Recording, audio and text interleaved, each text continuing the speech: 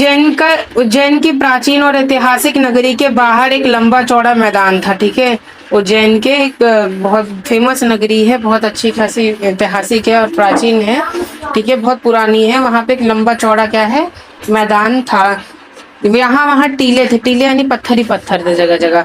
एक दिन लड़कों का एक झुंड वहां आया। ठीक है, और वहां आगे खेल रहे थे, वहां आके सब खेल रहे थे। एक लड़का कूदता भागता एक टीले पर चढ़ गया है। क्या, एक टीले पर एक पत्थर पे जाके चढ़ गया। ठीक है, और उसके बाद अचानक वह ठोकर खाकर गिर पड़ा। जिसने इधर उधर देखा कि किसी चीज से ठोकर लगी है। इसने उधर उधर देखा कि देखो इधर कहीं से ठोकर होकर उसको लगी है। उसको एक बड़े चिकने पत्थर के अलावा और कुछ भी नहीं दिखा। ये जो बड़ा सा पत्थर दिख रहा है ना पीछे, इसके अलावा उसको कुछ नहीं दिखा।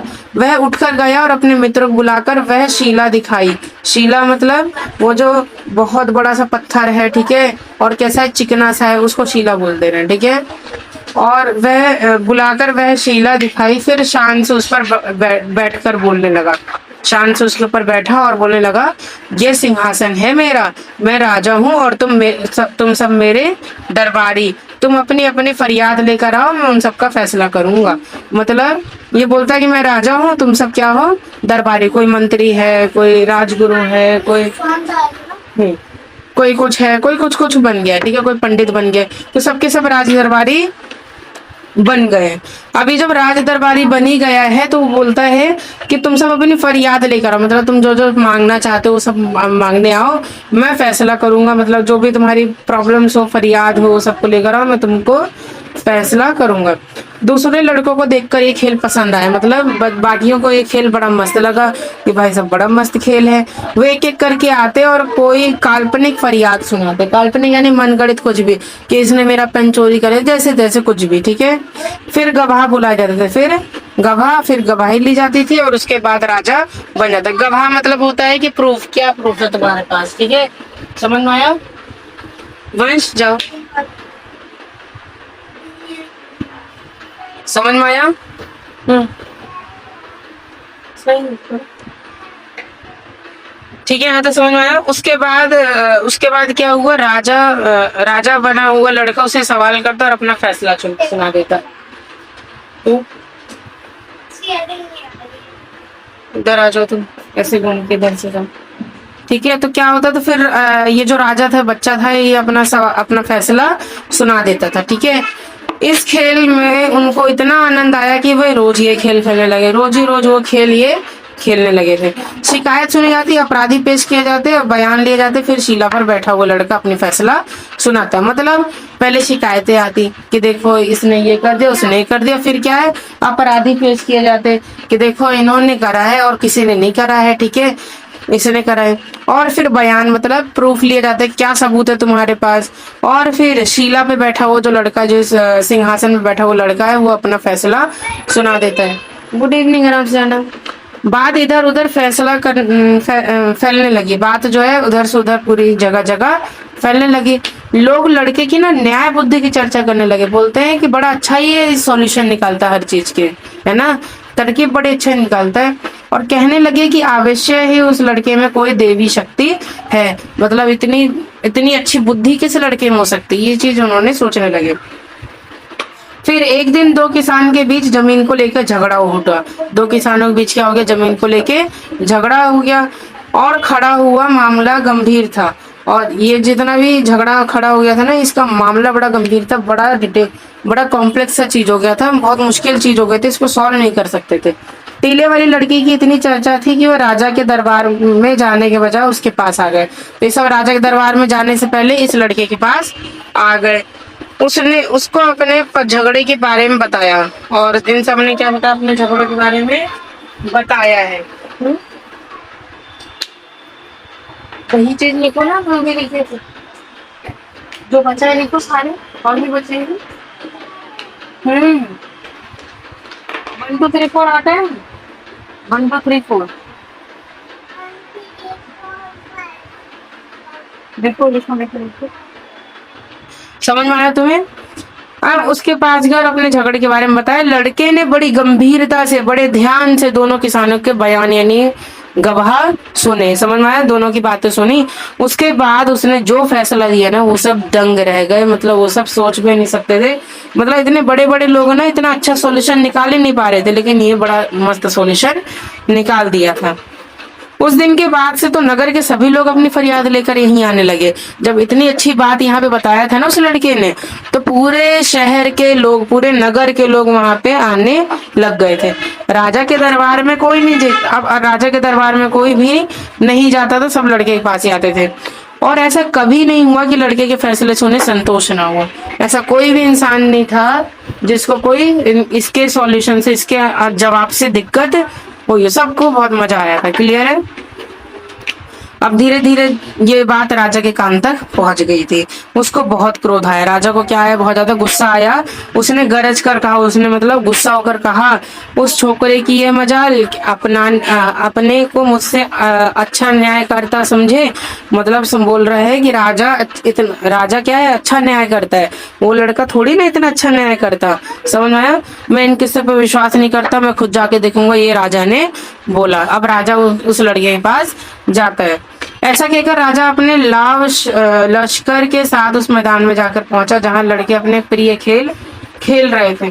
लड़के क्या कर रहे थे, खेल कूद कर रहे थे ना, तो वहीं पर ही जाके ये अपना लश्कर यानी अपने पूरे राज दरबार जितने सब लोग थे सबको लेके ये जाता है। मतलब अपने कुल मिला के सिपाही को लेके वो जा रहा होता है। समझ में आया। अब उसके बाद बड़ी देर तक राजा ने ना उनका खेल देखते रहा। वह स्तंभित रह गया और उसने अपने मंत्री से कहा कि लड़का ना सचमुच बहुत बुद्धिमान है। स्तंभित मतलब जैसे स्तंभ नहीं होता, पिलर जैसे हो गया, एकदम खड़ा हो गया। वो गुस्से में जा रहा था ना, लेकिन वो तो एकदम हैरान हो गया कि ये लड़का सच में बहुत ज्यादा बुद्धिमान है। खेलते खेलते बगल में भी लिख दो। नहीं 20 के बाद 21 22। हाँ लिख दो। समझ में आया। अब इसका लड़का सचमुच बहुत बुद्धिमान है। इतनी छोटी उम्र में कितनी बुद्धि होने का आश्चर्य सी बात है। मतलब इतनी बुद्धि होने का बड़ा सोचने वाली बात है कि इसके पास इतनी बुद्धि आई तो आई कहाँ से। इसकी न्याय बुद्धि के आगे तो बड़े बड़ों को लोहा मानना पड़ेगा। बड़े बड़े कुछ नहीं कर पाएंगे इसकी न्याय की बुद्धि को लेकर। उसी समय किसी राजा को बताया, लेकिन महाराजा तो रोज वाला लड़का नहीं, वह बीमार हो। उसी समय किसी ने राजा को बताया, राजा को किसी ने बताया, लेकिन महाराजा ने मतलब कोई दरबारी आया और महाराजा से बोलने लगा, लेकिन महाराज ये तो रोज वाला लड़का नहीं है, वह बीमार हो गया है। मतलब यहाँ पे जो बच्चे खेल रहे हैं ना, उन बच्चों में वो लड़का है ही नहीं, वो लड़का तो बीमार हो गया है। इस कारण कोई नया ही लड़का टीले पे बैठा है। आज कोई नया लड़का बैठा है। समझ में आया। ये तो अभी भी और भी आश्चर्य की बात है ना। होना पत्थर की इस कुर्सी में ही कोई चमत्कार है, मैं इसकी जांच करूंगा। फिर राजा ने सोचा कि क्या पता जो इस पत्थर पे बैठ जाता है, क्या पता उसे ही पास दिमाग आता है। ठीक है। तो राजा ने सोचा कि लड़के का नहीं, ये इस पत्थर के टीले का चमत्कार है। राजा का इशारा पाते ही ना उस स्थान को देखकर खोदकर पत्थर को बाहर निकाला गया। मतलब ये जो पत्थर था ना, पत्थर को हटाया और नीचे खोदकर बाहर निकाला गया। और राजा ने देखा कि वह पत्थर नहीं था, वह बहुत सुंदर सिंहासन था। वो कैसा था, बहुत सुंदर सिंहासन था। पत्थर खोदा, जो बाहर निकला, उसके अंदर क्या दिखा, सिंहासन दिखा। उस पर बहुत बारीक और खूबसूरत मूर्तियां खुदी हुई नहीं थी। समझ में आया। बहुत बारीक मूर्तियां थी उसके ऊपर। उसके चारों पाए पर 4 देवदूतों की मूर्तियां बने हुए थे। चारों पाए के ऊपर देव बने हुए थे। चारों पाए के ऊपर क्या बने थे, देव ही देव बने हुए थे। समझ में आया कि नहीं समझ में आया। चारों ओर खबर फैल गई थी, चारों ओर खबर फैल गई थी। बात में वह अच्छी खासी भीड़ जमा हो गई। वहां पे क्या हो गया, भीड़ बहुत ज्यादा जमा। विद्वान पंडित ने बताया कि वह ऐसा वैसा सिंहासन नहीं है, सदियों पुराना राजा विक्रमादित्य का सिंहासन था। किसका सिंहासन है, विक्रम। पता है ना, ये जहाँ पे रह रहे हैं वो बहुत पुराना राज्य है। ठीक है। तो विक्रमादित्य का सिंहासन है। राजा विक्रमादित्य ना अपने न्याय और विवेक के लिए बहुत प्रसिद्ध थे। मतलब बहुत अच्छा न्याय करते थे, बहुत अच्छा सॉल्यूशन निकालते थे। और विवेक मतलब बहुत ज्यादा शांत रहते थे। ठीक है। राजा ने आज्ञा दी ना कि इस सिंहासन को ले जाकर राज दरबार में रख दिया जाए। उसने ठीक है, राजा ने कहा कि इसको सिंहासन को राज दरबार में रख दो। उसने कहा मैं इस पर बैठकर अपनी प्रजा का फरियाद सुनूंगा और उनका फैसला करूंगा। राजा ने बोला अब मैं इस सिंहासन पे ही बैठूंगा। अब अगले दिन राजा दरबार में हर सीधे सिंहासन पे की ओर बढ़ा। वे उस पर बैठने ही वाले थे, किसी की आवाज सुनाई दी, ठहरो। किसी ने राजा को क्या कर दिया, मना बैठने से। राजा रुककर चारों ओर देखा, कोई नजर नहीं आया, कोई दिखाई नहीं। वह फिर सिंहासन की ओर बढ़ा, फिर से आवाज आई, ठहरो। इस बार राजा ना चौंक गया, आश्चर्य हो गया कि सिंहासन के एक पाए पर बनी मूर्ति बोल रही है। क्या, कौन बोल रही है यहाँ पे? मूर्ति बोल रही है। अब मूर्ति ने कहा, क्या तुम इस सिंहासन पर बैठने के योग्य हो? ठीक है, क्या तुम्हें पूरा विश्वास है कि तुम कभी चोरी नहीं किए, तुमने कभी चोरी नहीं करे? तो ये मूर्ति पूछ रही, तुमने चोरी वोरी तो नहीं करे हो गलती से कभी? समझ में आया ना? हाँ। तो राजा ने लज्जा से सिर झुका लिया, क्योंकि वो कभी मतलब वो सोचने लगे ना कि ये जो था, ये बोला कि चोरी करो कि नहीं करो, तो ये अपना सिर नीचे झुका लिया। क्यों? क्योंकि शायद इसने चोरी करा था। तो उसने बोला, यह सच है कि हाल में मैंने अपने एक दरबारी की जमीन पर कब्जा कर लिया था, क्योंकि मैं उससे नाराज हो गया था। सदस्य वो दरबारी की जमीन पे क्या कर दिए, कब्जा कर दिए थे। समझ में आया? चोर है ये। अब तब तो तुम इसको योग्य नहीं हो। मूर्ति ने क्या कहा, तुम इसको योग्य यानी तुम इसके लायक ही नहीं हो। तुमको 3 दिन तक प्रायश्चित करना होगा। प्रायश्चित यानी कि तुमको इसका बदला, मतलब इसका जो भरपाई होगा उसको चुकाना होगा, भरपाई को चुकाना होगा। मूर्ति ने ऐसा कहकर अपना पंख फैला के आकाश में उड़ गई। समझ में आया कि नहीं समझ में आई? अब राजा ने 3 दिन तक उपवास कर लिया और प्रार्थना की। राजा ने 3 दिन तक उपवास करा और प्रार्थना करी, और चौथे दिन फिर वह दरबार में आया और जो ही सिंहासन पर बैठने लगा तो दूसरी मूर्ति ने कहा, ठीक है, अब सिंहासन पर बैठने लगा तो दूसरी मूर्ति ने क्या कहा, ठहरो, तुम विश्वास के साथ कह सकते हो, तुमने कभी झूठ नहीं बोला, ठीक है। तो राजा से पूछता है वो मूर्ति, क्या तुमने झूठ तो नहीं बोला कभी? तो राजा फिर शक पका गया, ठीक है। फिर राजा ने क्या बोला, शक पकाना मतलब राजा थोड़ा डर सा गया। फिर राजा ने बोला, झूठ तो उसने किसी ना किसी मुसीबत से बचने के लिए कई बार बोला था। हमेशा जब बोला था तो मुसीबत से बचने के लिए, किसके लिए? तो राजा पीछे हट गया और दूसरी मूर्ति भी पंख फैला के आसमान में उड़ गई। समझ में आया कि नहीं समझ में आया? राजा ने तीन दिन तक फिर उपवास करा और पूजा पाठ करा। उधर चले जाओ। राजा ने 3 दिन तक फिर उपवास करा और पूजा पाठ करा था, ठीक है, इसके प्रायश्चित के लिए, ठीक है, इसका भरपाई नहीं पाया। तीसरी बार वो फिर जब सिंहासन बैठने के लिए गया तो हिचकिचाते हुए आगे बढ़ा, हिचकिचा रहा था, सोचा अब तो कुछ नहीं होगा। तो वह जैसे ही वो बैठने वाला था तो तीसरी मूर्ति ने पूछा, बैठने से पहले तुम ये बताओ कि तुमने किसी को चोट तो नहीं पहुंचाई है? फिर राजा पीछे हट गया। समझ में आया? उसने पहुंचाया था किसी को। तो तीसरी मूर्ति भी पंख उठा के उड़ गई। अब तीसरे दिन 3 दिन तक फिर उसने उपवास करा, प्रार्थना करा और राजा सिंहासन की ओर फिर से बढ़ा। अब की बार उसके पैर लड़खड़ा से रहे थे, ठीक है, कभी कोई और मना ना कर दे। फिर चौथी मूर्ति ने कहा, ठहरो, जो लड़के सिंहासन पर बैठते वो भोले भाले थे। कैसे थे? उनके मन में कलुष नहीं था। कलुष यानी कोई क्या बोलते हैं, कपटी, कोई लालचपन नहीं था, कोई कपटीपन नहीं था।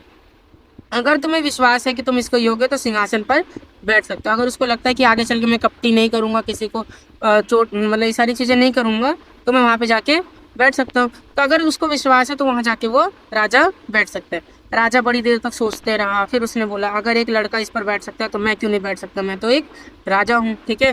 तो लड़के की शक्ल देखते सोचते हुए उसने क्या काम करा, उस पर बैठ गया। मुझसे ज़्यादा धनवान, बलवान, बुद्धिमान भला होगा कौन, ठीक है। तो राजा ने बोला कि मेरे से ज़्यादा बढ़कर तो कोई है ही नहीं, इस है ना, मैं अवश्य सिंहासन पर बैठने के योग्य हूँ, उसने सोचा।